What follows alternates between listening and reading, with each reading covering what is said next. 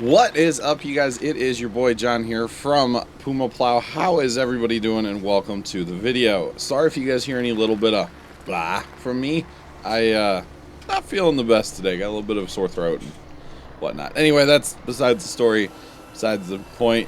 You know what I'm trying to say. Anyway, let's get into this Farming Simulator 17 Let's Play here on Sosnovka. I'm so happy to be able to say Farming Simulator 17, it is just awesome to be able to say that. Alright, so occasionally you might hear where I pause to like clear my throat and stuff, because like I said, I'm not feeling the best today, but that's not what I'm here to talk about. So guys, we are of course at Sosnovka, in Farming Simulator 17 at Sosnovka here. And we were just finishing up the canola planting here on this field 19, and we've already planted 14. And we are going to haul this episode, guys. We were going to try to make some money and maybe do a mission or two. Maybe do a mission. Although missions kind of take a while, it seems. So that's kind of a bit of an issue, that the missions seem to actually take a fair bit of time. Now there is a couple little things you can do, one of which would be the this cruise control glitch, which I've not actually tried, but I've heard that it works. So you can go like, okay, you're done, mister, you're done, mister. You can go like top speed, you know, while you're harvesting, let's say. So in the missions that you need to harvest, it can actually help out quite a bit. Now I'm not really too hip on that idea, so we probably won't be doing any of that. And I just realized I don't have my beacons on. How dare I? How dare I? So, like I said, we are going to haul this video. That's primarily what this video is going to be. So let's grab our tippers. And I could have used the small tractor, but we'll go ahead and use the big tractor. A little more speed and more power for hills and whatnot. So, and let's go ahead and start with wheat. Let's do this. And now I'm not actually sure, hitting all of the wrong buttons at the same time. Wheat. Wow, you suck everywhere. Okay, where's that at? Go ahead and keep filling there, Mr. Wheatman. I gotta relearn all the stuff. I've played Sosnovka, but primarily on 15 you would just sell at the mill.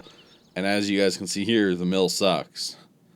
Although the mill has the train. So I wonder if it would actually make up, because the mill actually does have the train. Or should we take it all the way over to the transport company? Goodness, the decisions of life here. How much do we have left? Okay, we got another trailer load. Let's go ahead and run it to the transport company. The interesting thing with the economy in this game, guys, is it changes real time. So if you dump one trailer, before you can dump the second trailer, your price is going down. So it's very, very interesting, and that's why over on Gold Crest, or as we like to call it here at PumaPlow, Gold Vest, some of them call it Gold Chest, it's a whole thing. But over there with the train, where you can load up 100 and whatever thousand liters in the first car, and like almost 100,000 liters in the other cars, I can't see.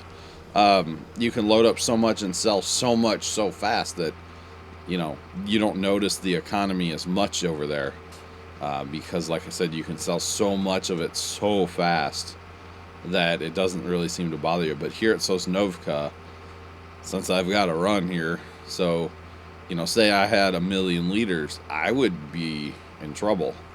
And actually, pretty much with every single load, you have to be checking the price now and figure out where you're going to sell. And the whole, like, selling before the hour, before or after the hour, that doesn't matter anymore, because the price doesn't change with the hour. The price changes minute to minute, second to second almost, it seems like. It's so fast how much, like, how it changes. It's insane. I kind of actually like it. It's a little bit more realistic, for how crop prices are kind of in real life. It would be a little bit more realistic for that. So, like I said, I kind of like it. At the same time, it's like, it's kind of annoying. So, Yeah, I have done one mission on this map, guys. I did one mission last week after I recorded the Friday video, and it was for field 23. I had to harvest, and it was pretty cool.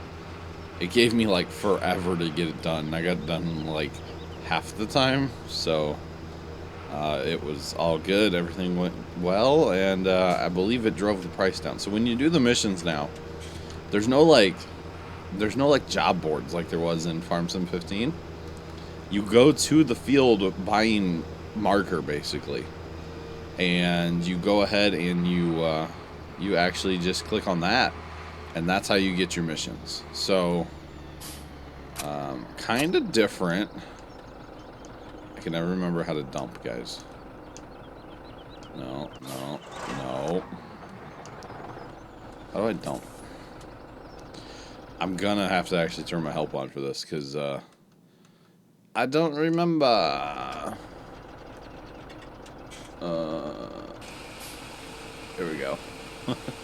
Okay, I should remember that. The problem is, guys, I've been playing a lot of Farm Sim 15 on the console here lately, on the Xbox One, and the controls are so different between Farm Sim 15 and Farm Sim 17. It's just, I'm still learning.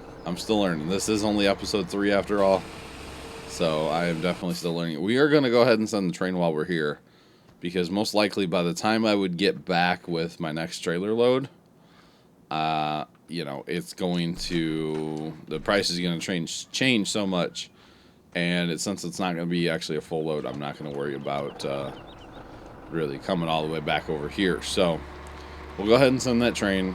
We made almost $6 grand a trailer load. That's not terrible. That is not. Oh, sorry car. Didn't see you there, bud. But yeah, the missions are really cool. So there's missions for every single field. You just go to the blue little exclamation point thingamajig, and you can do missions if there are missions for the field. Sometimes there's not missions. You have to wait for like crop to be planted, or you know, you may have to do the planting, the fertilizing, the cultivating, the harvesting, manure spreading, all that kind of stuff you might actually have to do. So it's pretty cool the way it actually works. It is very interesting. So we will definitely be showing that off soon-ish, or eventually. Maybe in this video, probably not, since we're already 8 minutes in. We have a lot to haul. I may not haul everything in this video. I may do some off-screen. Definitely next video is harvest, though, guys. Harvest. Definitely need to harvest. So it's like they haven't really done much to the old biogas plant, and they really haven't changed this map much since Farm Sim 15. But that's okay. That's okay. It is a good map. It's a fun map. It's a pretty map. I like the way this map looks. It's pretty awesome. Pretty awesome here at Sosnovka. Sosnovka. You guys know me. I have to mispronounce everything. So I wish we had a tractor that would go a little faster, or some more tipperage, but that's alright. That is alright. So, alright, our money has not come through on the train yet. Trains on this map take forever, and trains are different on this map compared to Goldcrest. Trains on this map are like trains on Farm Sim 15, where you can't drive them, and basically the places that have them, after you dump your crop and sell it, you can send the train and get a bonus of money. So I'll be interested to see how much bonus we make off of that. There we go, made 5,392. That was dangerous, looking up there at the number while driving across that little sketch bridge. That was very dangerous, guys.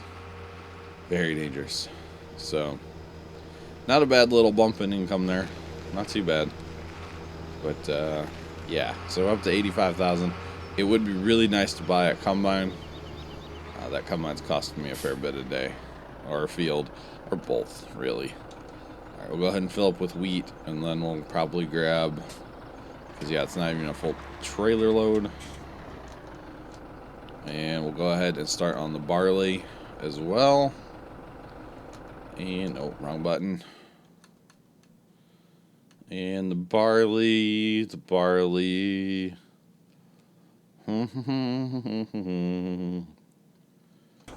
Where's that at? Garden center? My... Huh. Why don't I see that on the map anywhere? What is there in it?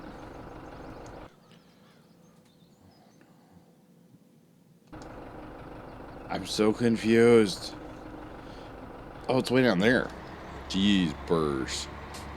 Let's go ahead and run. Do they take wheat as well?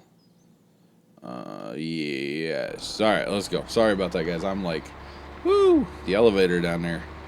It's got me all confoozled. I'm telling y'all, I don't feel good today, but we're gonna plow on, as I like to say. We're gonna hashtag plow on. I just might make a derpy video or two today, but that's okay, because we need to plow on. So here's my not dilemma, but here's what I got going on, guys. So I start Christmas lights real soon. Start putting them up. I'm actually hoping to do, the week this video is coming out. Sometime the week this video is coming out. Probably the Friday. So this video comes out on Tuesday. I'm hoping to make it on Friday, guys. We're going to do a Christmas light live stream like I did last year, where I stream in the creative section on Twitch and build something with Christmas lights. I've got a couple ideas for a couple things that I can make, and I think that would be really cool to do that again. We had so much fun with that last year. So much fun that it shouldn't have been allowed almost. It was criminal how much fun we had, guys. And so we're probably going to do that again Friday after this video comes out. I don't know the date right now. I could pull up a calendar as we're struggling to go up this hill, I guess. How do I do cruise? There we go. If I use cruise, then I can pull up my old flip phone and check out a calendar here, because I need to start putting up Christmas lights, guys. I'm actually going to start on the 7th. Wait, that's next week. I was going to start on the 7th. That's next week. So that will be interesting. That will be very interesting. So we might do a Christmas light stream that Friday, which would be, let's see, Friday the 11th. Yeah, we might do that. It kind of depends on the weather, because if it's a bad weather day, then I could do a stream or whatever, but we will see, guys. Maybe we'll do this. Nah, I don't have the stuff to do it tomorrow real time. So today's the 3rd, Thursday the 3rd, while recording this, that is. So this video actually goes up on the 8th. So sometime we're going to try to do a Christmas light stream. No promises, but I would really like to do one this year, because we had so much fun last year that why not? Just why not, guys? It was so much fun, and do it again. I get to build some cool stuff to put in my Christmas display. You guys might be saying it's way too early for Christmas lights. Realistically, guys, it's not. I do not turn them on. Sometimes I might do a little test after I put something up, especially if it's something new that I've not put out before. I'll put it up and, like, turn it on at night for 10 minutes and just, walk across the street and take a look at it, just to see how it looks. Because, you gotta know how your display looks. So, but I do not actually turn the full display on until usually Thanksgiving night for a couple minutes, and then the Friday after, Black Friday as they call it here in the States, I crank them up, and they're on every night after that from 5 p.m. until 10 p.m. I used to go to 10:30, and then it's like, why am I going to 10:30 and just make it 10 and move on? So that is what I do now. Plus that extra half hour a night of electricity, it adds up. It adds up the amount you're saving. But realistically, I only use about maybe $70 in electricity for the whole display for the whole time. So, you've got to think. Let me find my phone here. I'll do some counting for you guys to see how many days I actually have it on. So the Friday after, which would be the 25th of November. So from the 25th, it'd be 1, 2, 3, 4, 5, like 6 weeks, which would be, that'd be about right. January 6th is where that comes out. maybe a little less than that. Maybe January 2nd this year, which would be on Monday. I'll turn them off. Let them run that weekend. So January 1st would be the Sunday. Oh, so New Year's Eve's a Saturday this week. Or this year. That works out. That works out quite well, guys. We'll be doing a stream that night. I maybe have to work in and try to do a longer stream that day for New Year's Eve. But yeah, so about 6 weeks, a little bit less than 6 weeks of actually running them every single night. Every night of the week I run them. The only time, or the only thing I really don't run is the inflatables. If it's too windy or we're getting like an ice storm or something like that, or a real bad snowstorm, I'll go ahead and turn the inflatables off. I've got those on a separate circuit. And actually the inflatables I have set up on a separate circuit so they'll actually run during the day. Because normal Christmas displays are kind of lame during the day. So this one, I crank up my inflatables at like 1 or 2 o'clock in the afternoon. And then let them run till the 10 o'clock at night. So it works out for me. It works out for me, and I really like having them run during the day a little bit. Because there's a lot of people that come by that might just drive by during the day. But I get a lot of people that even like slow down and check it out during the day. And then, usually they come back at night and they'll be like, okay, it's obviously a lot better at night because it's a Christmas light display. But you know what I'm saying? That at least they see it during the day and then they'll come back at night and really check it out. So we want to keep our canola. Definitely want to keep our canola. And we're probably just going to go with 1 trailer load of this stuff because it's not worth hauling another, 400? So we're going to grow the stuff eventually.